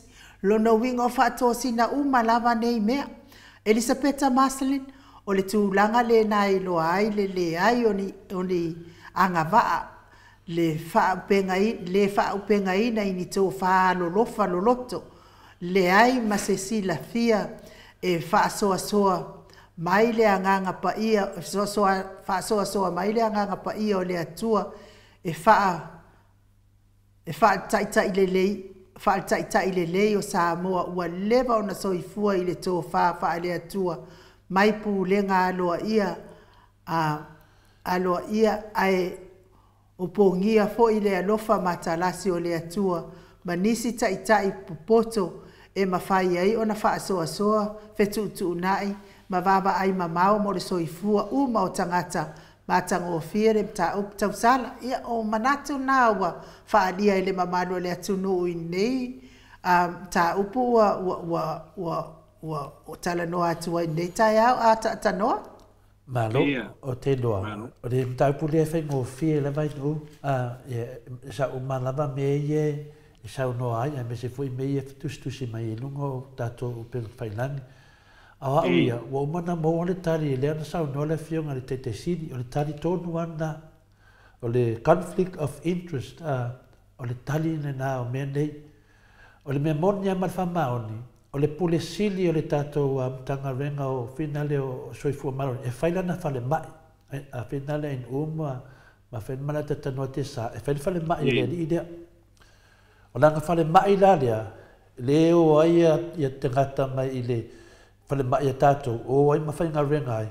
ma atu ai ma fina le ma atu ai fai matangata e wha mai lato toto ma pisi ma whale mai vinga le back up fina le whale mai mto tua. Mea tonu ana le na whamatala le whionga le te sidi ma le tali tonu ana halfa sidi pe se ame o tangata ai. O lalanga tangata ai a mea nei mana tua lei upo valasi pe tatou whalongolongo le leia le winga le whina ngaungalinga wha mai e tusi e se tusi. E tau tuai mea se ia puani mea se ia. Lena na no foi lona vatusa mai le tali o le whionga le te sidi.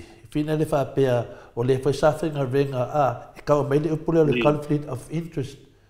O le winga na no whamtalanga whinga lea atatanua. Piwa apply se kama ia le winga o le upu. E kau apply e lako au ala whala tua. Mea kongo ia kau au ala whala tua. O le fo mai le pule le whale mai a tātou. E whainanga whale mai. A whainena o le a tu lalo tau o le hawhina le o le whamato. O le aia se siaru le whale mai le al kamaro lea. E le ama se siaru e tano. E o umma le whale mai le a tātou. Nanga lai te milena whai e le whionga le te sili le tātou malo. E le i tupu se mea whaapea. O le tu la fono ana iai, a whai e so pisinisi, e le tataona e pulea se vaenga o le whina le, o tu la fono ana whina le, e whiu e whelafulafua i whea matato langona, o le tali lava na, o se tau ana iai. O mea lai e maua koe ngā mea nei, e whapea lesi uso, a mai iro whale mai iro makua ngā kupele ia te oi, a mai i, ioi. O lewe e tia ui a me umai whaonga mele, lan me e le mawhai ei o na tu i lalo tau, whapela e moni le lofa o le kamarua lea e ongo le langa whale mai, a le pule i tato whale mai. A whapela e mongi no ngā lofa, la me le mawhai na tu i lalo le tau, i tusa ma le tau te tau na iei pena amata mei tatou a tanua. Langa le mawhai na tu i lalo, langa le pisi nisi. Langa le pisi nisi. Le ana woki e le ma le tato whale mai. Langa ia wala whaala kua le la kua. Le la fi kongi me le pea whina le waalasi manato waalasi e waalea le tunu. Le ana tautala sao e la whionga le te sidi. I lunga tu la fono, e le se me whina le e tau fia se atali o se vai pule. I tonu pa iesa no to mai i te tonu, e le esa no pisinisi. A le ri le pule tatu whale mai. E whainanga pisinisi a te tanor te sa. Ia. E lela tato te whiu e whelafulafu i ma o laulangi e tau whamasinga mea le wai. E sa uma manatu tangata. Ale na manatu, e tasi ele mea le loka ai. Le ala mua masau no ale whionga le te sili. O le conflict of interest me le whai nei o se tau ane iai. Nongo winga na me le tupu nei. E whiu lava la ne tato mistai awa lasi whelafulafu hai solo ai kia. E re ma whai. Pauan me mwhai awa lasi lan whaapea mai. Ongo sai, ma le baba ai ai. Wa kolu ko sanga o baba ai ai.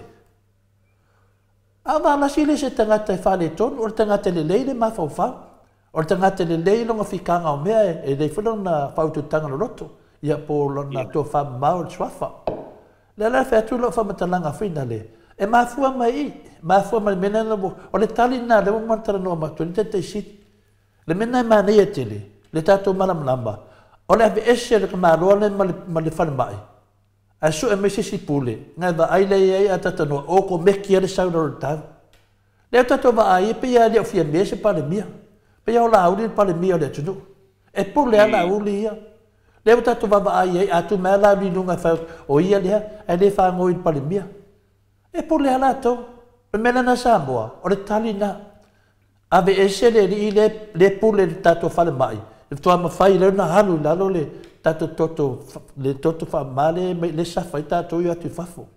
A le avesea le kamarole i le whalurunga o whale mai. E le teiteo na halu lalo. Aisea, nanga lai whai nanga pisinisi. A ko o ngai lalo whale mai nanga kanga koe aru nanga whale mai. La nanga o makanga kai o. Nanga lai iai, au ka koe le se mea. Le mo shoki e kako whala au. Ia mai nā poko le anga kangakangi a tatanoa e whai e sio kako kumu pele. Ma wha upo i wha pe o le FAS ma le HRPP. E le ngale HRPP le safa i le safa pa i kangaka le FAS. Kangaka nga pāroka i le wari ia. ai fai e business le ka ma fai me ngai fai pule le chapipi le wa fa makala le fionga le kai sit le no sa ngia fa rasi palafu mai ka ko fa me ekusia a me ekusia ku la boy lo le ku mana malama le upule o le ka ka o le ko fa mama a ia ka ko le ka ko fa le mai ele ma fai a tatanoa se longa be ese ya finga le ya le le pule i ab ese ma balasi kwa ma fai lo le nga le ka ko ka ka pa le mia kilo a fai ele ma fai va la si ngo ku la lo le me ka ka ma fa ma vai atanoa e ka ka ma fa ma vai pe ale ai se ko fa ma ma o ya ke ya e fai le ki ya la nga yen mele se ki ai e pa la fu mai fa fe me ka ko fa me va ku ni kusi wa kusi a fe ak ni na me yo kusi me mo mo na yo kusi ora me mo ngia le o sifio pe pelo mar ka fa se e me nga na ingo ni miskada atanoa Nanga ke lo le mere kupu. Yoi, a so vi mai le fo mai le e vi mai ni fo mai am kwa sifile lo fo na mele fai. Anga lo fo le ku la ro ka ulang fa mai ma fai yang aku ma ku ulang fa mai. Yang nga ilo le fa penga ale mele nge. Oi, so le si so ye ko ke o ole le ku ko ka pe pelo ke le. Fa longor kali de wo mga baku de fengol ka sidi on benga le tupu. Ale be share fo mai le ke sa mo nga ko fa fonga mai le anga ngai fa nga malo yo lo ka ngaka yo mo va ya la ko o sim ka pule atano e ka ko le fai pule le o le miskale o semo le miskale o fingalo te korosi ai ne mo mangingo le la songa fi lua milion akala le tunu e aru ka la ke pepe ka ko sakelike a fa ko pe pesa ke like fa mai lo ke me ku ya onga ai de o le pepe o le mena le fa ngai al mena ko ki kom fa fa ma na me ku e lua milion ka la ata no en fa na fikanga e milion de kausanga e alu sa ke like ai le ni me fa ma le pepe le nga avele ai ka wa mo miska ka wi ka ye nga pisingisi ngai Nāra whawi nganga sa mōra ngai me kupu mai. Ole, ia. Ole kauleo tei ulawa kala ala o whioka tole fōa. Ole taulea e a fo e le sau ai TV le ia le news le a ngusila. National News a ngusila le sau. It's only $400. Ngā le whase la waka ala e wha alwai lei kūla. Ai o fa fenga saule fa fenga saule 2 milion ale ka mai ale makwai fa pengi ka se vale ka le fa longo ale ka sawanga to le fo le news ngusila le ai le mai mo I ka sa mo ngi ia so uma fa se la lai le kula ale wa mai ngi ka wa maka o ki ala ka le mai e 2 milion kala a fa pe vai ku e mo tsimia e le ka kaunga o ile a fo ile e le ka kaunga o ile fa se la kala wa kilo e me le fa koi o le mai le service ngusila o mai singia ngusila fa fa pi me uma ai e kasi a fo I fase la kala le kulale mai le a fo le news le TV nse ale me le ia 2 milion kala ia le ta ungo le mele nga to le fo le ka ungo le mele nga ale ma ko nga oi popula la vole o a fo yo fisne mai Ya, le kuna pongo nga atano ala fawe sa o a fo yo au nanga nei to le fo me manino ale me e alu lalo ale mele lu ka ko e alu ngo yo pe mele tau so atano wa le ka ke dunga ka pulea ma ka dia ne ngo fisili le fiona ka kai sili e winga miskalia mele fa mai fa ma vai o miskalia mo si le fiona ma malu le tunu o ke le ku ma mainga ile miskalia le wal kasi ne miska mo kwa sili ke le nga kami le kami ai ya le la le okay so kana ngo pe mele fa mele fiona ka kai sili fa mele fiona ka kai sili Le mea lenga mali wai ia finga le ia lunga lau. Lenga pisi de ide poleale a finga le mea so ka ia mali o lunga lau male internet. Lenga fa mangingo le fionga le keke siri. I kemio le vai kemio le afa. Vai kemio le afa. Lenga kulai mai le afa i lunga le finga le langa ia le afa i lunga kongo le miskao o telecom. O mera nga lenga kupu ai. Lenga fai nga pisingisi kipi la au. Ia mangingo le mamaru le tunu le me winga o me ia malama i lango le di leo finga leo miska leo tunkolosi le toi lupe ang sembo. Sei whanonga mai a konga whanonga mai sei whanonga maku whanonga manga le ko inga. O ida le whaava le tangata ia le tunu.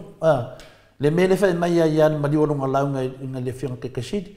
O mena kupu, e su e koe lunga lau, ke mea ko me lunga lau lunga. E le ai ni e whinga ni nganuenga o whai e kaunga lake i nga whai e afa. E le ai ni mea. Angal kupe lai ko kongi. Le ana nga mafua i loa nga whinga ni nga whasioki e le vaanga lea ia le afa. O nga wai loa o e whasioki e le vaanga lea ia longa lau. O nga wai loa e lunga lau ni me wakupu. E whape ngā fwere mena wakupu nge i de me lea. Ke pe foi faunga lea. O le mera wakupu i. O lea we alu ni milionga ma milionga. Ai le hengi mea. Ai whai aku e whai mai o lea. Lea na e whai aku i le HRPP. Ai ka awhi mai le whonga whikalai. Le whonga whikalai sili lea nga pa u. Le whonga whikalai umma sa moa. Le whonga whikalai le inga i le e whinga le o pāli. O le makua whonga whikalai sili lea nga wha au la maka le la. O le sifi o wha fiufi. Leo kako vai winga o whakakalai lea. E le manguia kako whongo le ngai whawhong anga o kangaka mamlama. Lea nau whanongo le miskalo whakolosi. Whai mai la so kala le 2 milionga lea. Ai le aingi ngā ruenga. 2 milionga lea. A le su e ako e le mo mai moni maua ngā pepe i a lako sakerike. Lea nau koe alu le si whai mai o le lako e whaanga le si whai ngā whou. O lea whawau e whea i a whainga nge vale ke leo kupe la kumu wahalu ngemea. Neke moli mawinga a te tanoa te sa. O mea ngi ka kaunga mana malama le tunu a te tanoa. E ka kaunga mana malama, e le whapea o le 2 milionga o se lua se lau ka alafa moli le ai. Ngā wai whai mai e le sesenga a tanoa. Le kasi ngā mea i e loa le lei ai. O mea ia, le kele ngā wha le kongu mo le kako kungu, ma kaunga ka e le soifuanga. O so ngā whai e ka ngakangi o mea ngai. Le ana whea kura wamkaranga, o le ana e lui e kua e whingale le HRPP. Le 2 milionga lea wahalu i mea ia o kaunkalake ia. Le whinga langa mai fo i whanipuri lea whinga lea le vai maunga. Le nga langa mai fo i e whinga le e whaipuri lea whinga lea whalataima ma whaipuri lea whinga le o le ana. Nga langa mai mea ngea tanoa. Ai leo lea o ngāla leo lea whionga tamaitai pale mia.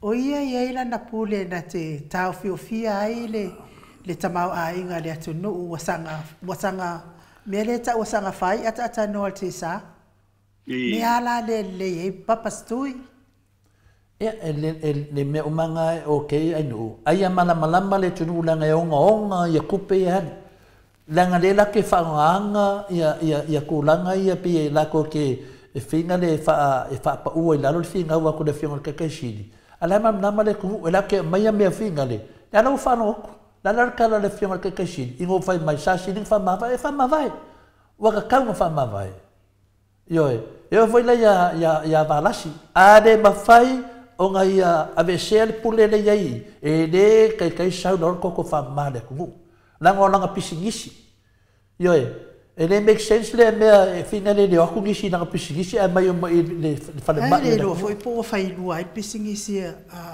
a le mingiska ia male mar CEO ia ko fuka o Xiaomea ma Xiaomea enu o langonga o manga loko ko porque binge ele ya se sele o langonga nga longo winga no a walange a le nga ka ko pokalambe o le fa amala malamba ko le tunu e winga itali wa o ke muri ka i ka le fiona ka sili le a mai le nga le makani ma ki ngoa ka le ka sili sa lango o ia o fo ma o kula fongo malama le ia tokta tula e pai lenga ma vai lenga kula fongo o mea umai ka ku baba ai o le ka ia le vanga le ka koi fa pisa le maka upu Ele ai, na ngo fongo fo leir ka mai kai pandemia, o le la ko fai nga malo e soli fa vai so kula fongo, nga o soli nga kula fongo mai e fai langa ria. Yo langa la mu ka in menga mai ko kom. O le nga longa lua nga ko fisa ngoi le la kusim ka pule nga la ka ke mo ker finga lenga tanoa. Hasta ia to le fo le la lo se era lo al taia o le nei. Nisi me mana ia nisi me le te fisa no e nei taia o lo fionga. Ya, le awa no si me. Fa se pelo va ma fa no lo mata no. Ne ai. Ia ka ko vole ia mawale point ai no. Ka ko ke le fo le asonge. Langa lo ke lo le mele ko ke o mai ai. O le mele ko ke mai ai o ngale kau o kai o ma kau mai kau mo ai mo se solution le ngo fon ka upu. O le solution le ngo fon ka upu fa mai. O le fa mano lo le di de pule fa mai. Yo e fa mano lo le di de asu e si pule fo. Aru lo la lo ka ko fa ma. E le fa pe nga o ka nga ko le chapipi. E la ve bea o ma ka ko e o le fa. So se pa aki. Ai vai la o miski de o li lo le nga ka nga ka ngai. Ka ko ke fiu ka ke o i fea ma fea. La so di kula fongo ia de ide. E le ka kau o nga ia pule ka ko fa le mai. Langa lai fai langa fa le mai me mo muanga sau elo mar kau fa valea va la si fai mai. A mai ni me se o me se. E le kala ngoa ka ko ni me se e kala ngoa i pisi ngisi. E le fai nga au nga nge ko se lua va la si. E le ma fai nga e pule lo fa le mai e ko e sau e ko e pule ka ko fa le mai. O le mea e ke lo fa lis fa le mai e ke le lo fa lis fa le mai o le mea nga le fi fa na maku. O a kuskusinga. E ke fiu e fai ni me bakin kus e me u fi o pelo. Se sa ele pepelo vai la ko nga le fasa e pepelo. Ya le kulanga nga le ye ngai de kulanga nga ka ko se e mela i kulanga le fa kim kolos. Le ala fa ngai de miskale 2 miliona kana. E ko le malolo. A mai le po a me nga 2 miliona kana. Ele nga fa me nga haru nga sa ka si me ngai. Le mo maude mai ngai de ata noa. E fisi da ku. Ya mai ele ko ngia mako. Ai ese fo le lua se la wafe nga ave, lua se la manku wafe nga ave fo le makanga ta ko vesi maka pule. O fela il campagnia. Le campagnia nga ave kan kalaki. Fe ye, ade ka fa longa ele so o sa mo. Kan nga maka mai fa nga malo le ka fa longa ele yolangi. Le mo di ma. Le mena lia, ada no se ko ingo. Au fa no ngor fongo ka ke fa no fe ka fa no ngo pe. So no ko ha poko nga ka kami pe pelo. Kasi nga na, on maka muri le ki fe ka kale. Mena ka kale la au di ko ngol fongo muri ya. E fiu la mai le miska, fiu la vale fai pule fala kai ka so mai. Walaki le mau le vango al fai pule vai monga mua ya sula. Fiu ngai fai pule e ka wa over le mafo fau fo fikalai. Over male le mafo fau la au di ko wa fua au e ka ngakangel ka ko. Vai nan pinge fa maude e ki nga ngai lo al fon fikalai e kan temba fkor mele fa la ud ngofo i mat pandemia ia ngofo mat pandemia sa mo anai no mele fa la uli la kui ku la fon la kui fam singonga o le na fa yang sa nganga onga ko kom ma fa ngai la ko mo o sa singa o ai nei ka ngaka ta tano ai nei ka ngaka so nga fai e pere le ma fau nungo fongo le kumu ona wa mai le ungar kula fongo e nei se me o so dia ku le pa male fionga le hero la repuli o le kani nga mai fam singonga ma wa lunga sa mo ane sa wa ya so nga sa mo ko kongo le pa menga sa mo mana la wa ya ku le pa mala repuli ai e pule.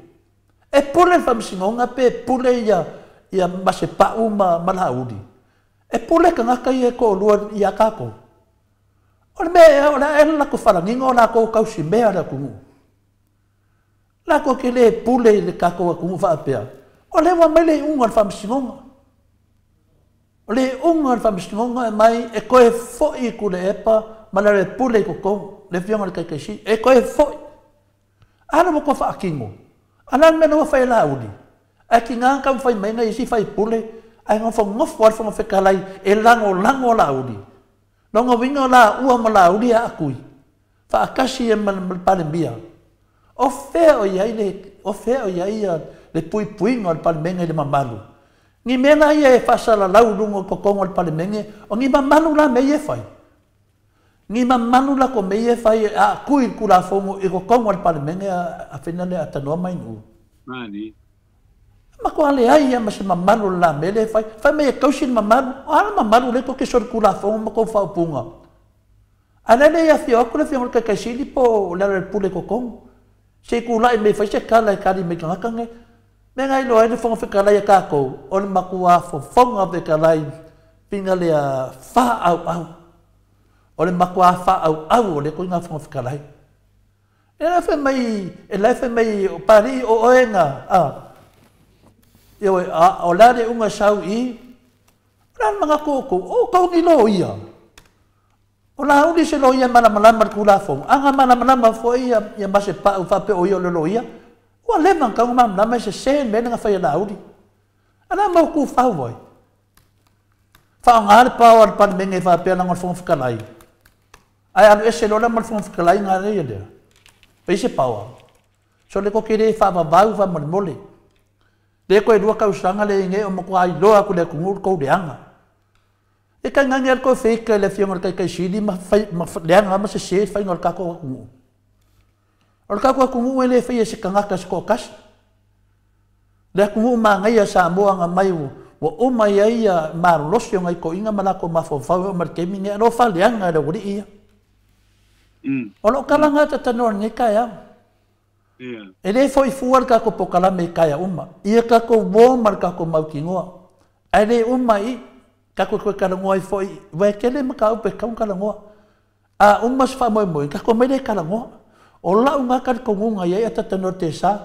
o le mele fai vai ngal manga e ka ko ya ku o pisa mai o ngal pau hanga ngal pisa mai o ka dio ko o a no le fa penga fai ngam pa ai ya le se ima ya le blokai o le blokai o le le puler ka ko fale mai o ia ka nga fa malolo o nga halu ri da ro ia ka o finga le ko fa ma o me sa o nga ta no o le le fa le finga lo ngi sembo sa we mengi ka di fa ma na le ku ke le ku pe me ia a le foi la ve no me le o se ka wangi ai ia ka ko ma ka pule ala udi sa we fe so fu fa nga fa nga le eu que fia ka mau ku mai ko ngal palmen ai so kala I fau ngai de lo aru kam fai ka ia ku le ku de wa kilia nga ma ka lo de ska ingat ku la fongo nga wa kan temba fko me sa nga wa ku ku la fongo sabe me so ma ka I me de ka loka ko I samuelu ma dengle fai ai o fu fuanga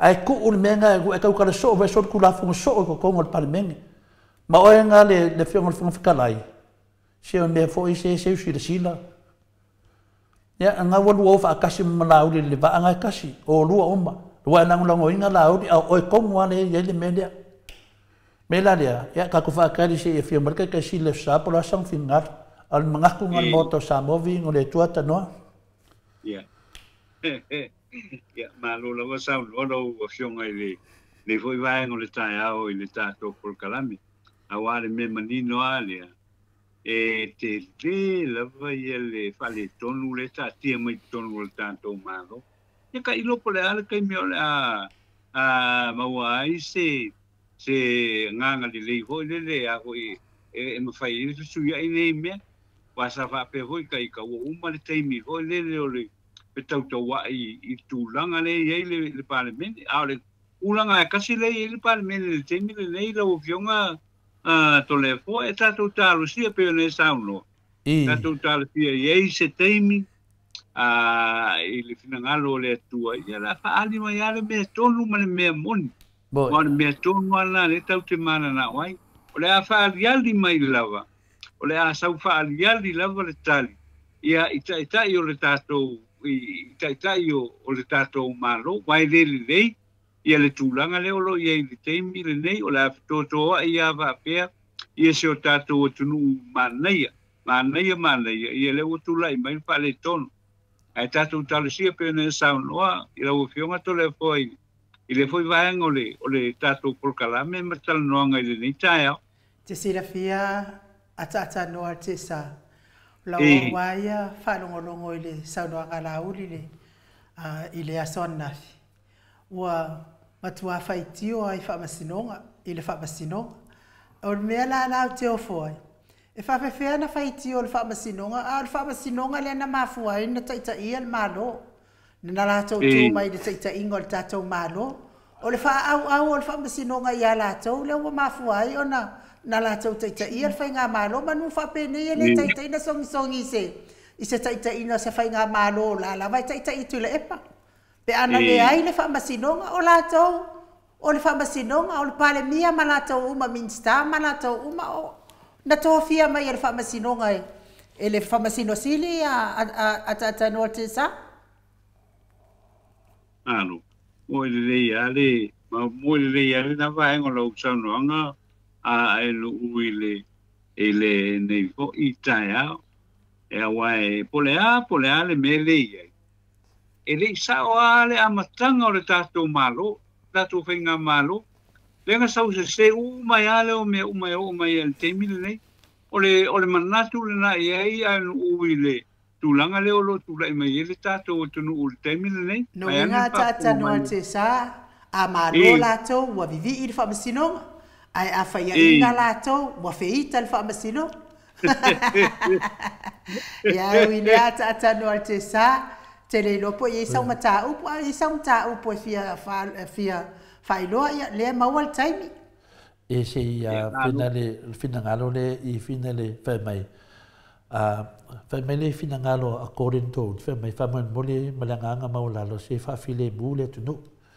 Mai vai golen, e whafonga lea le whafonga le malu le tunu. E le ai, e se tangata le te whaimai ai. I leo i te sau ni whamatananga whapena, o e whai ala uri ku lalo me pio ma ku lalo lako mei e whai. O ngai mo e whawhenga while mule ku e vai mai e mei e whai mai a kore. E whawhenga while mule tunu o le kalangu aku ka kou e whamama ku mea ngei le whai tangata. E le mwhainga wai whapenga se mea. Ako manganga o e manguia ka kua kungu. Whamakala ku kangaka ngai e o sa o lako me le whai. Wa umanga whai le whamisingonga kore. Wa umanga whai whamisingonga e koe fhoi kula epa malare pule ko kongo al palemenge. Se whawhile mūran me le whai ngai e se me le whai kangaka. O ai le uskai. O pui langa whai mai launi kong rule of law, rule of law. Alan me le whai launi. Le mele ngai ka umai ai. Wale sanga kongo le mawhawhau si uso lea. Ma ai whalilo mawhawhau whasau ke mi mo sem le mo ria e whai oi leo leo. Anu e whai o fufuanga. O le mea kongo ale kupur ke mi ngai a whinga lea tatanoa. Mangakura i o le atunu, Colin whamarurua tua i lausunga i whina le. A ua mele mangaku o le nei uso. E kau wha malama koe, e wha pēr, e kau le puawa pēr mai o songa whina le o le. Le ai, o owa le mawhau ka ngaka nge, o la kou o kau si mea. Le ala whina e whairiku la whonga tanoa, e mawhainga kako kau ka kala kui e ala tau. E ne mawhainga o kau kala e sesi atangata, e ese mai manawoli i e ko kongo al palimenge. O le kula fongo nga ada tanoa ia malama hai kula fongo. O leo ke kalangoa sao a koe ala uri. O ke leo kalangoa aku i siuso tangata langa e le mwhai. Kula fongo ar kula fongo. A vai lai ko ke loa e whinga le ko ke le fia kau kala o tole fofa apenge. Ia manie, e ke le pokana me maa. Ia, wale fia kau kala, wale ngoa. Si urka o mua makufasenga inu. Ia, wale fia sau mua lava ia i se mea sao. Ia, mapungi maa alwese ia male maungakai. Ia sa oi ia whai alanga pale soa. Ua pule tutu e le ngei kangaka o la uli le malo. Ai le o se la ko malo, o le malo le akungu a koa. Ko i kiki a o le kaimi e ka ai le atua le nguku o le kangaka pi o e iei la uli. Ia, ka ko te talo ma tātou o na sa. E tu atu fo i le atua si o tātou atu nuu. E iai lava le taimi tari whaaliali mai iai le atua i mana o ngā umama. Ia o le sa o le mele a wawa waito le fua. O le makua isa o ai la ua uia whaalo. Wa le anga le ua uma wha masinonga. E mo ia lai ame le apili. Ai le ale se mea. Le ai lava ma se mea e wha Paule mea o lava te iloa ea uia e tu sai masau noanga le hero masau noanga le. E iai a la tau mata upu. Fia ai le la tau lo ia. Ina ua toi langa mai e le tū le apili. Se iai mea wha sa o mai o wha i unga le wha masino le na au mai. E le o sa. le ala ua fiafia ai le HRPP ma latou loia ina ua toelaga le apili le mea tonu ana le umi ai ae leʻi se mea toe faia le apili manu malotu la epa fioga le taʻitaisili faapea foʻi le hero le tatou pokalame toe foʻi ma le filemu atanoa ia ona o le tatou taimi e pe se mea te finagalo i ai maua le avanoa ma uma ia ma tatou talafou malo faafetai ia o le tulaga lenā o iai ua mae foi au ia i nei foi vaega o le taeao ia la tatou agaʻi atu loa mo tatou talafou ia o le nei foi taeao ia o tatou talafou nei ia lagolagoina lea ia le suga iā miti ma ona alo i me le pone i au se talia le suga foʻi ia tio i no ese Paula Banks ma le sunga ia Sinalei Burton in Christchurch in New Zealand ia ato ai fo'i ma le tua fo'i i le neitai au ia ma le whionga ia valai Felice Ioane Honolulu i Hawaii le ngata i lea ia o Vailele ia ma ale pata i Samoa nei o tātou telefou o le nei tai ao. O le asolua se fulu o Februari o le avala wai le mata upu o le li pangota o Sam lea na tua ia nei ilona whaia o se tau whaaleanga e le tau le leia o le ingoa o le li whai pule o le ala i le pule moni ai afi papea o le ali fai pule o le vaenga na tia i le maliwai o le tama onga lea o Sam le tionga ia le pule na le vea maliwai le tamaititi anyway ia tu au malai tusi i le tausanga lua afe lua tasi na talata le lato pale i vai tele o Sam na pue e leo i le vai astu na te nei patasi ai malona to lua ma le tamaitai lea e swafa pe faa ingoina e leo o Lisa Marie Schmidt e winga i le minister o le tau ainga i le fionga le minister la auli i leo te Schmidt i le minister o fatoanga mawhainga whaiva sa ta ua fo'i e la uli sa whaamata uina fo'i lato wingoa ma le ichi fo'i minsta o le kapeneta ale patuatua i le atua sa mawatasi i se whauwhaunga e tangata waleina i la ua le ala i le pule i moni ai afi ma ea o na whaulu e le ala i le pule ia lana tangi e whaasanga ia la uli ma ni Lucy Pepa ni usila se lua ona o le whaia o nei tua inga whaasanga i reri whai pule o le ingoa tau le leia o le ala i le pule. Wa molia nei e leo le rii o Sam po o Sam Sua i lona tau whaaleanga ina o le ingoa tau le leia o le ala i le pule rimoli ayafi ma fua mai i sana whataltan loanga le pelo e ta uai le swafa o le li whai pule i le ala i le pule manisi tala sa i a whaia whaasanga i le ala i le pule e fiso tai umalawa i le maliwai o tu au sua le tama onga NUS le ana maua ua maliu i lunga o le awala lata i le lato fale e le asolua sultasi o ke topa lua fe lua tasi o lo iai se masalsalonga o lo iai ia se faufaunga na fuaina ma fuai o na whaia ni whaamatalanga i lunga o le walesi whaasalarau matua iai le li whaipule ia le pule rimoni ai afi o le vaenga whaapufai o le HRPP.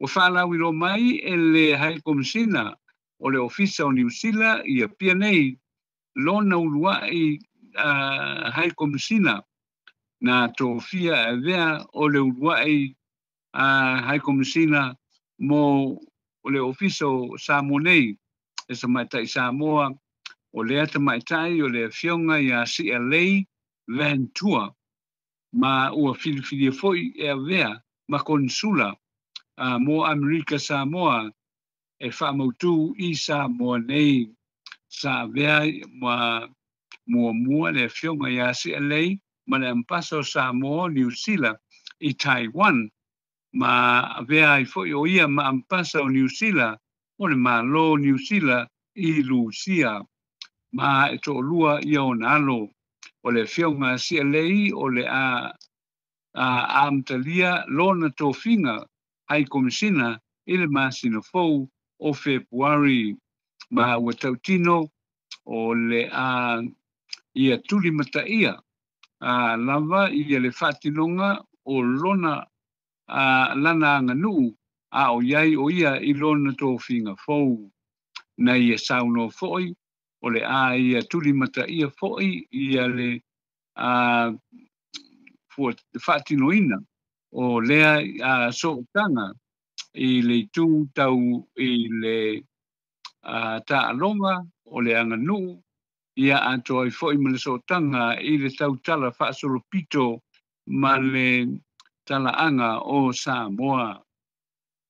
Tala whaaiu ua whaasolo nei ina ia maea ia tonga fitinga o le alii o awhalio o whaleula li poti atu lona whaamalua liaina ma le whaatoktope atu e le whalemai mo se tonga fitinga ina ua sefe mai e le alii sa tolengi na talata ane i le malai tā alo i tuana i manto li potia mai i moto tua wa tea a enei awhalio i le potu numero fitu e whaamai ai ona tonga fitinga ma le teimi e tea mai e tua mai le whalemai na maua ia e ni ali tala wauta pa oina ia manua i le male lua afe tā la e le ali i le titi le na fa oina ia manua e le toi ina o awhalio sa ngauia e le ali mai le taxi a awhalio i la ua whaatino lana soli ngā tūla kono i le teimi na whaiai i le vai aso na te nei ma o tātou tala na o tu whātapia, ua whore whaafonga mai le tātou o tunu, i le nei aso, i a manuia fuwhanga le tātou o tunu, ai whaaso fia e, sa so i fwia, i le nei fwoi teimi o le tai au. Ma lo whaafitai lau fionga le ata noa le tele sa Crichton mo tātou talafou, whaafonga le mamalo le atunu, au e sau noa, a watala i mea tupu le atupu tau tupu, sio tātou atunu whaapelepele o Samoa, tawiaina ianga le leile atua maua lo so ifua malolo ina atanoa ia wal fa tau no ina pe o tato por kalame tau tuai le fa fonga mai o le mamano so tato watunu o Samoa fa manuia fo ile atua i to engo nei aso atanoa tato to i feiloa ile aso ataiao pe apura lo fa le atua i momoli ia ilo so ifua ma so mato bola matule ava noa e te fa to fa mai ia le mamalo le atunu tato tau mavai ai ia whastai kere lava anu mo le avaloa mo pe koin tātou tāpa i le nei tai au, tātou tala no koi. Ia o le mātou whamtalanga i le nei tūrā o le aso, lau o fionga i whapena po i a tofi matiu te o tu tofi ai lau o fionga i le nei fo i aso, le tāpua unga ma le tātou o tunu, whamanuia i ai le tua, ia o lo o tāpua i mai, ia o wā po i alo atu le tātou o tunu i te au mga luenga e pei o na iai, amalulu o to foi ia o se upule tau tamali mai ia te nei ia o tau e fionga i le tai au ai e manuia te leina fufuanga le tātou o tanu pa soi foi ia ata no al tātou artisa ia o le tātou pokalame na mulu ne yaso tātou foi wa familia ina la fonga mai Samoa ina i tu lao ne yaso le asa tātou tala no ai ia wa fo ia me o lo tupu mai si o tātou malo whapelepele o Samoa. Ia a o le i whai ua le tātou pokalame, ia mo i lātou o e fie mana o i auro. Ia malau mai ia o le numera o whātasi ono lima whawhitu o tasi lima o fa tasi ono lima whaafitu o tasi lima ia tau tu ina tu le link e te anga ilawa iai oe o kai ia so fifili a niau auro ia wafo ile wha mata ngofia ina fo i ole tātou o sabaninga fo i ole nei tau sanga ia ai mo le whaafonga mai fo i ole mamalo le atu nuu fo isa tau whaafonga ile au le anawa tu fo i ole a fionga le tapa au whaasina ia to le foa ia o le fia whaamatala ina lava wai ese fo i tātou ese lava fo i toa tele o tātou lesi e lei tele lana whaitau malana mai tau mana ia fo i langona ia tūlanga whaapena ia ese i kau ke e a kua i le fo i le pepelo la tau ma ele valea uma fo i a tātou uma le ai fo i se mea te tari tono fo i toa tele le au whaitau laulu e fia langona o la tau leo e fia te e atuai i pepelo ia e au mai te tono le maota fono le pale mene ia au le fale velave ele se mea e faa leo ai lo saunoanga ia e petai ia whai to le afoa ma o tātou fofonga faa leo ina ia se tātou te e atu i mea i le sao mea le sao o lo tupu i tono le maota pale mene o se tātou atunu le maota fono Samoa ia o lo ia te minei ia te au fo ia Matu ai fo i se tu alalo i le fionga, i le fofonga o le tātou pale mene, i le fonga whetalai. Ia te au fo i se whaafuafua pe a tele fo i ia whaamatalanga i tau leanga i lai, le au nanga laua fionga i le fofonga whetalai o le tātou maota ia po lau sunga fo i pali i tele. Ia te au, ia oa ua ia na kailo e pe tusa uma tangata uma awa o whaalongo atu i se tangata te tau iai e ti ngala taloto e pe nala le tapua inga o lo tapua i atuai i lau sunga le pali tele po lau sunga foi po lau afionga foi o le fonga whetalai o le maota fono Samoa le matango fia i lau whaalongolongo le whaatonu o la uli o lau afionga e le a maia upu sua malia la uli e a watu ai se whaatonunga o hai la uli na te whaatonu ina ai le tō wha mai lau sunga pali tele po la wafionga fo i le fofonga whetalai o le ata lea ai lau loto finga ia ona o mana onga o la uli tau ufiu finga o mea pepelo o la uli ia te au lava ia ma le fautua ma le tua lalo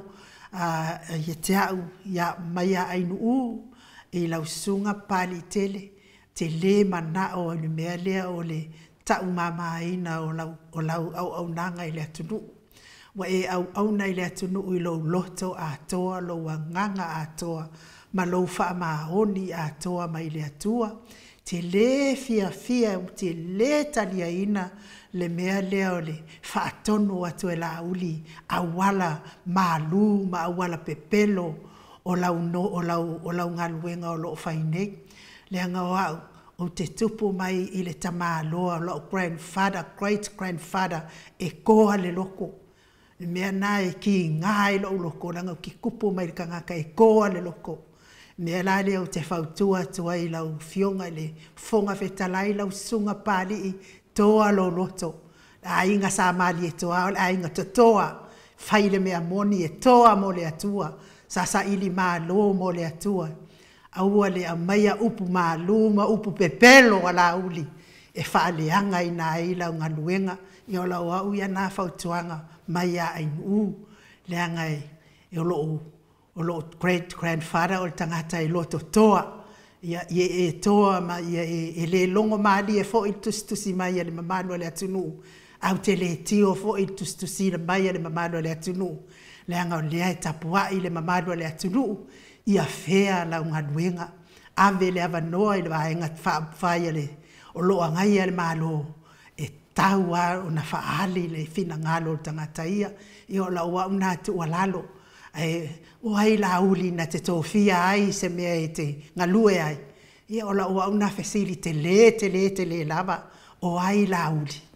Ia ai Samoa ai e se upu ua le tau tamali i lau whaafonga ia lafo inu e le aina ai malolo toa malolo to tele tātou te tapua ia ai whaiva o tātou atunuu ia auhale manuia lau tele o tātou atunuu o Samoa a lava fo i lea no fo inga ia tātou toi tilo fo i se no fo inga e manuia i tangata lava tutusa manuia o tangata i pulenga ma i lātou e o lo whaululu i le taita i o le tātou malo Samoa manuia le nei aso mātou apio fōlinga ma le YouTube whaftai tusi mai ia e me se fo i le tapua inga ale mamano le atunu i tatonu o maota o ngaluenga ia whamanuia le atua o lava sa o e whaatautai ma le poto ia wale mawai o le manuia mo nai a inga tapua inga sunga i whawhianga inga mwhalitua mai se o tupu mai o le atunu i tama tina matua anga le atua mai a taita ino to waso o e o lo mawhatia inga se ngase lango maluino o tauta o tonga tinga tātou wheloa i le afole ono atai au pe a pule alo whale atua i momoli ai lo soifua i le tātou porkalame o oe malo soifua malolo ina wha soifua ia Samoa mai le maota Samoa vi ingo le atua i sini o se talia.